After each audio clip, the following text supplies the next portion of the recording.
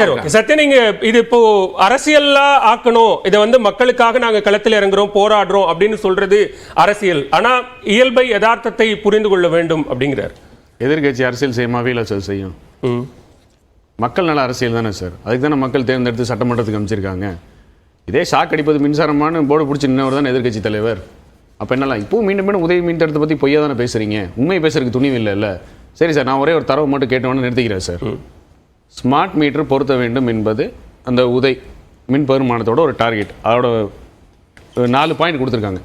Cost reduction அப்படிங்கிறது அவங்களோட ஒரு குறிக்கோள் ஒன்று. அடுத்து டெட் ரீஸ்ட்ரக்சரிங், கடனை மறுசீரமைப்புதல் அப்படின்னு. எஃபிஷியன்சி இம்ப்ரூவ் பண்ணணும், லாங் டேர்ம் சஸ்டைனபிலிட்டி, இதெல்லாம் 4 முக்கிய கொள்கைகளாக உதய் மின் திட்டத்தை கொண்டு வந்து அந்த உதய் நிறுவனம் சொல்லுது. அதுக்காக ஸ்மார்ட் மீட்டர் பொறுத்துங்கன்னாங்க. போன ஆண்டு இந்தியா முழுவதும் மத்திய அரசு ஒதுக்கப்பட்ட 20 கோடி ஸ்மார்ட் மீட்டரில் 15 விழுக்காடு, அது அதிகபட்சமாக ஸ்மார்ட் மீட்டர் பெற்றது தமிழ்நாடு. 3 கோடி ஸ்மார்ட் மீட்ரு எவ்வளோ இன்ஸ்டால் பண்ணி முடிச்சாங்கன்னு கோவை செல்வரை தரவு கொடுக்க சொல்லுங்கள். போன பிப்ரவரி 2023 கொடுத்தாங்க 3 கோடி ஸ்மார்ட் மீட்டர் தமிழ்நாடுக்கு. ஆனால் அந்த ஸ்மார்ட் மீட்டரை இன்ஸ்டால் செய்ய நிறுவனத்தை, துபாயில் நஷ்டம் ஏற்படுத்தி கொண்டிருக்க ஒரு நிறுவனத்தை டெண்டரில் ஃபார்ம் ஃபுல் பண்ணி 100 கோடி ரூபா டெண்டரில் பார்ட்டிசிபேட் பண்ண வைக்கிற கூதல் வேலை நடந்தது தான் திமுகவோட வேலை. இதை செய்தது ஜெயிலில் பொங்கல் தீபாவளியும் கொண்டாடி இருக்கிற ஒருத்தர், அவர் பண்ண வேலை. அது பொது வெளியில் வந்தோடனே பேக் அடித்தாங்க. இப்போ இந்த 3 கோடி ஸ்மார்ட் மீட்டரில் எவ்வளோ சார் இன்ஸ்டால் பண்ணி முடிச்சிட்டீங்க சார்? மாதந்தோறும் மின் கணக்கீடு நீங்கள் அதை கவுத்திட்டீங்க.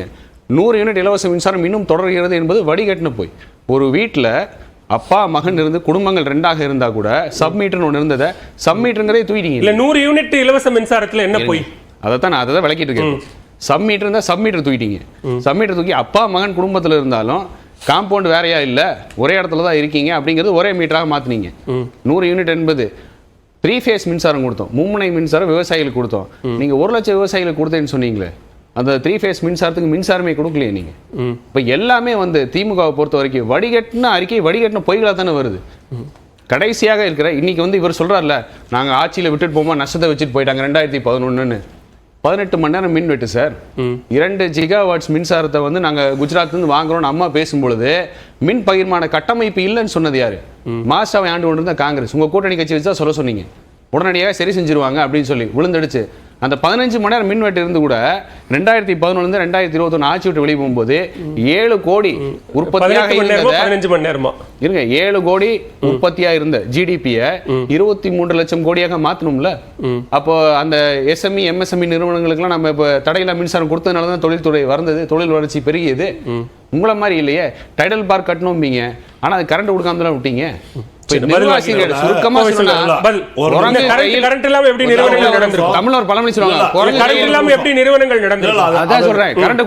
குரங்கு கையில் பூமாலைம்பாங்க, அதோட யதார்த்தமான உண்மை.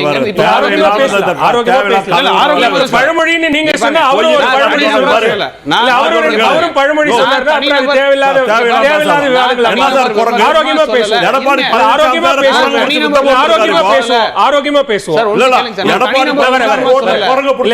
நிர்வாகத்தை சொல்றேன், இல்ல தனிநபர் விமர்சனமா சொல்லல.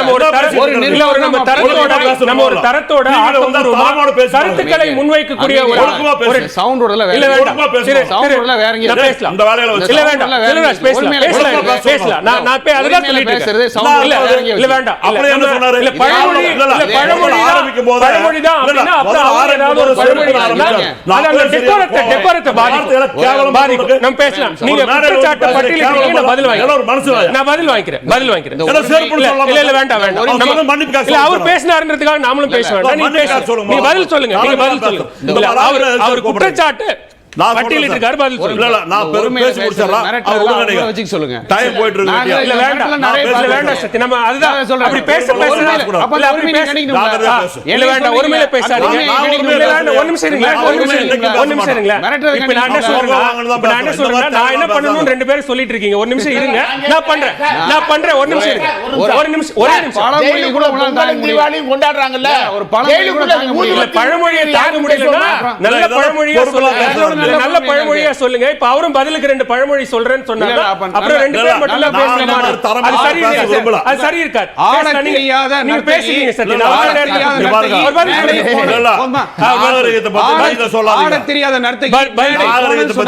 நாகரிகத்தை பத்தி இவரை விட எடப்பாடி எனக்கு தெரியும். நாகரிகத்தை பத்தி எடப்பாடி பத்தி இவரு பேச வேண்டாம், அமைதியாரு. பேசுங்க. இல்ல ஒருமையில பேசுங்க. ஒருமையில பேச வேண்டாம். நீங்க பேசுங்க. ஒருமையில பேசுற வேலையில பேச வேண்டாம். இப்ப நான் பேசுறேன். ஒருமையில பேசல உங்களுக்கு எப்படி பேசுறது? அதாவது மீட்டர் மாற்றத்தை பத்தி சொன்னார். மொத்தமே 3,30,00,000 மின் இணைப்புகள் தமிழ்நாட்டில் இருக்கு. அதுல வீடுக மட்டும் 2,45,00,000. கம்பெனிகளுக்கு வந்து 65,00,000. சரி, இதெல்லாம் வந்து வியாபார நிறுவனங்கள். இத்தனையிலையும் இந்த ஒரு வருஷத்துல மட்டும் 1,40,00,000 மின் மீட்டர்களை வந்து டிஜிட்டல் மீட்டர் மாட்டியாச்சு. குஜராத்லயும் வாங்கல, துபாயிலையும் வாங்கல, எங்கேயுமே வாங்கல. உதய திட்டத்தில் என்ன போட்டிருக்காங்க தெரியுங்களா உங்களுக்கு? நிலக்கரி வாங்கினால் கோல் இந்தியாவில் தான் வாங்கணும். இந்தியாவுடைய நிறுவனம் அதில் தான் வாங்கணும். அந்த நிறுவனத்தில் வாங்கணும். எந்த பொருள் வாங்கினாலும் உதய திட்டத்தில் அங்கே அனுமதி கேட்டு அவங்களே டெண்டர் போட்டு வாங்கி தர்றாங்க, மீட்டர்லேருந்து எல்லா மாநிலத்துக்கும். அதனால மீட்டர் மாற்றதுனால ஒரு குறையும் கிடையாது, ஒழுங்காக போயிட்டு இருக்கு.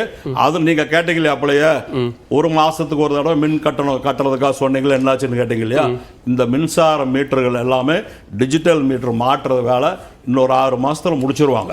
முடிச்சதுக்கு அப்புறம் முதலமைச்சர் சொன்ன மாதிரி மாதம் மின் கட்டணம் வசூலிக்கிறத. காரணம் என்னன்னா, செல்போன்ல எப்படி நம்ம வந்து அந்த செல்போன்ல பணம் கட்டாது, அந்த மாதிரி எல்லாமே ஆன்லைன்ல கட்டுற மாதிரியும் செல்போன்ல கட்டுற மாதிரியும் எல்லாமே அந்த வசதிகள் முழுமையா கிராமம் உட்பட எல்லாமே செஞ்சாச்சுனாக்கா அது நடைமுறைக்கு வந்துடும். எடுத்தேன்னு கவலத்தை ஒரு நாள்ல செய்ய முடியாது. இது ஒண்ணு. ரெண்டாவது, நீங்க கோல் இந்தியா பத்தி அண்ணா சபாபதி சொன்னார். இந்த மின்சாரம் தயாரிக்கிறதுல சோலார்ல வந்து 8,146 மெகாவாட் இப்போ நம்ம தயாரிச்சுட்டு இருக்கிறோம் தமிழ்நாடு. சரி, அதை வந்து 10,000 மெகாவாட் இந்த ஆண்டு இறுதிக்குள்ள செய்யணுங்கிறது முதலமைச்சருடைய உத்தரவு. இந்த காத்துல எடுக்கிறாங்க இல்லைங்களா, காடாடி விண்மில், அதில் வந்து 4,160 மெகாவாட் இப்போ நம்ம தயாரிக்கிறோம். இந்த காற்று அடிக்கிற நேரங்களில் ஒரு 4 மாதம் காற்று இல்லாத போது கம்மியாகுது. அதனால பக்கத்து மாநிலத்திலிருந்து கரண்ட் தேவைன்னா நம்ம வாங்குறோம். இது எல்லா மாநிலத்திலும் வாங்குறது தான். அண்ணா திமுக ஆட்சியிலே வாங்கினாங்க, திமுக ஆட்சியிலே வாங்குறாங்க, எல்லாரும் வாங்குறது தான். வாங்காம மக்களுக்கு எப்படி கரண்ட் கொடுக்க முடியும்? அந்த 10 வருஷம் இருந்தாங்களே அண்ணா திமுகவில், ஒரு இடத்துலயாவது ஒரு 100 மெகாவாட் தயாரிக்கிறதுக்கு எங்காவது தயாரிச்சாங்களா? புதுசா மின்சார நிலையம் ஆரம்பிச்சிருக்கிறாங்களா? அதை ஒண்ணு மட்டும் கொஞ்சம் தயவு செய்து சொல்லுங்க. உதய மின் திட்டத்தால பாதிப்பு இல்ல, இங்க வந்து நிர்வாக சீர்கேடு தான் வந்து டான்ஜெட்கோ இழப்பை சந்திப்பதற்கான ஒரு காரணம்னு சொல்றாங்க. அதாவது அவர் சொல்லலாம், அதுக்கு நான் நிறைய பதில் சொல்லுவேன், மத்திய அரசு என்னெல்லாம் செஞ்சிருக்குன்ட்டு.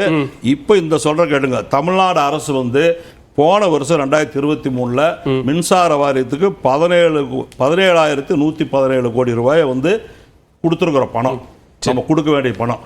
அதே மாதிரி இந்த ஆண்டு 14,442 கோடி இப்போ இந்த மாசம் கொடுக்க போறோம். அந்த அளவுக்கு ஒவ்வொரு ஆண்டுமே தமிழக அரசனுடைய மக்கள் வரி பணத்தில் வந்து மின்சாரத்துறையில அந்த நஷ்டத்தை ஈடு கட்டுறதுக்கே இவ்வளவு வட்டியும் கடனும் செஞ்சுட்டு போயிட்டாங்களா, கட்ட வேண்டியதா இருக்குன்னு சொல்றோம். அதனால வந்து இது இல்லாம இருக்கிறதுக்கு அந்த உதய திட்டம் ஆரம்பிக்கும் போது இந்த கடன்களை மொத்தத்தையும் ஒன்றிய அரசு ஏத்திருந்தாதான் நாங்க இந்த திட்டத்தை வந்து ஏத்துக்குவோம்னு சொல்லி இருந்தா இந்த பிரச்சனை வந்திருக்காது. ஒண்ணு, தமிழ்நாடு முதலமைச்சரை பொறுத்த வரைக்கும் எந்த மக்களுக்கு எந்த சுமையும் கொடுக்கணுங்கிற அவசியமே இல்லை, அந்த மாதிரி எண்ணமும் கிடையாது. அது மாதிரி தவற அவரை பத்தி பேசுறத பத்தி அவர் யாருக்கு பதிலே சொல்ற காரணம் என்ன, இந்த தரம் இல்லாதவங்களுக்கு அவர் பதில் சொல்ல விரும்புறது இல்லை. பதில் சொல்லு. இந்தியா முழுவதும் ஸ்மார்ட் மீட்டர் விநியோகிக்கப்பட்டது 22,54,825. இதுவரைக்கும் இன்ஸ்டலேஷன் முடிஞ்சதே 1,26,35,283 இந்தியா முழுவதுமே. சரி, இங்க ஒருத்தர் தமிழ்நாட்டிலே 1,40,00,000 அடிச்சு விட்டு உட்கார்ந்துருக்காங்க. இங்க உண்மைங்கிறதே அடிச்சு விட்டு உட்கார்ந்துருக்காங்க. அதுன்னு சொன்னா கெட்ட வார்த்தை நான் பேசியிருக்கேன். இவர் வந்து இல்ல வேண்டாம், ஆக்கப்பூர்வமா பேசலாம். 1,33,00,000 மீட்டர் மாற்றத்தை காட்டுறோம் தெரியுமா? இல்ல வேண்டாம், நம்ம திரு செல்வராஜ் ஆக்கப்பூர்வமா பேசுவோம். என்ன சார் ஒருமையில பேச வேண்டாம், ஆக்கப்பூர்வமா பேசுவோம். என்ன சொல்லணும்? அவர் சொல்லாருன்னு சொல்லலாம், அடிச்சு விட்டு இருக்காங்க. என்ன இல்ல, அவர் நீங்க உங்களுக்கு பதில் சொல்லணும்னு குறுக்கிடணும். அவர் தரத்தோட பேச சொல்லுங்க. இதை விட அதிகமான நீங்க ரொம்ப சுருக்கமா முடிச்சிருங்க. அவர் கணேச சபாபதி பேசியது தவறு, தவறான தகவல் அப்படின்னு சொல்லிட்டு போக முடிக்கிறாரு, பிடிக்கிறாரு. அப்படியே நம்ம பேசிட்டு இருந்தோம்னா